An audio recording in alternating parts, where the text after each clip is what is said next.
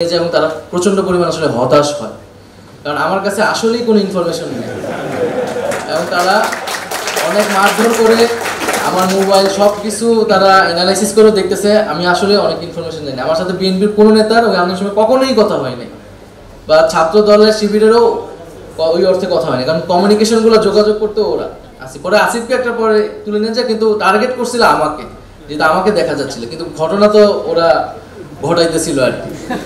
তো এই বিষয়গুলো এরকম ঘটনাগুলো ঘটছে। তো আমি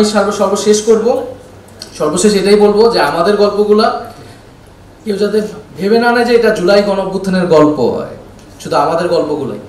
এখানে প্রত্যেকটা মানুষের গল্পই আসলে জুলাই ছাত্রলীগের গল্প। একটা অংশেরও কিন্তু ভূমিকা আসলে অনেক বেশি ছিল, যারা ছাত্রলীগ থেকে বের হয়ে গেছে, যাদেরকে এখন আমরা বিদ্রোহী বা বিপ্লবী ছাত্রলীগ বলি, ওই বিদ্রোহী অংশটা, কারণ তারা বের না হলে এই আন্দোলনটা কিন্তু হল থেকে আসলে একটা টাফ ছিল। তো আন্দোলনে ব্লকেট কর্মসূচির একটা গুরুত্বপূর্ণ ভূমিকা ছিল আমার কাছে মনে হয়েছে। তবে আন্দোলনে আমি একটা ব্যাখ্যা বিভিন্ন জায়গা থেকে দেখি, এরকম মানুষ বলার চেষ্টা করে যে আন্দোলনটা আসলে কোটা সংস্কার দাবিতে শুরু হয়েছিল এবং যখন হামলা নিপীড়ন করা হয় তখন সাধারণ মানুষ ক্ষিপ্ত হয়, মানুষজন মারার সময় অনেক ক্ষিপ্ত হয়ে নেমে আসছে। এইটা একটা সত্য, এটা সাধারণ জেনারেলাইজড একটা ব্যাখ্যা, কিন্তু আমি মনে করি যে এখানে অনেকগুলা ঘটনা ঘটানো হয়েছে দেখেই একটা প্রেক্ষাপট আসলে তৈরি হয়েছে।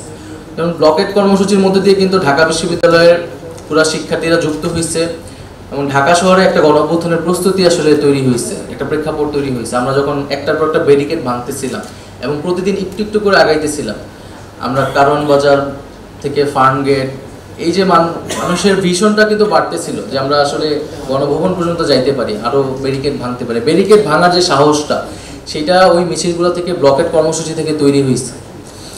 তো আমি বেশি কথা বাড়াবো না, আমি বিক্ষিপ্তভাবে কয়েকটা কথা বললাম। সর্বোপরি যদি আসিফকে নিয়ে বলি, যে এই পুরো আন্দোলনে মানে আমার সাথে বা আমরা যারা যেই কজন খুবই ক্লোজ ছিলাম তার মধ্যে আসিফ অন্যতম, এবং পুরো ফিল্ডের দায়িত্বটা আসিফ বাকের প্রধানত দেখতো এবং তাদের সাথে রিফাত, আসিফ, তাদের ওরা সমন্বয় করতো।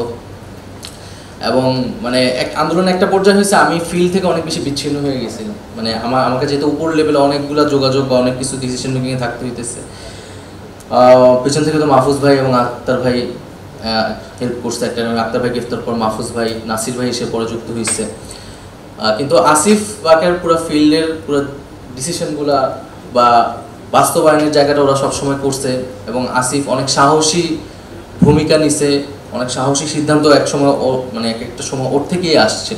15 তারিখের যে কর্মসূচিগুলো, 15 তারিখ যে আমরা কর্মসূচি দিলাম, 14 তারিখ রাত 3টা বাজে আমরা ঘোষণা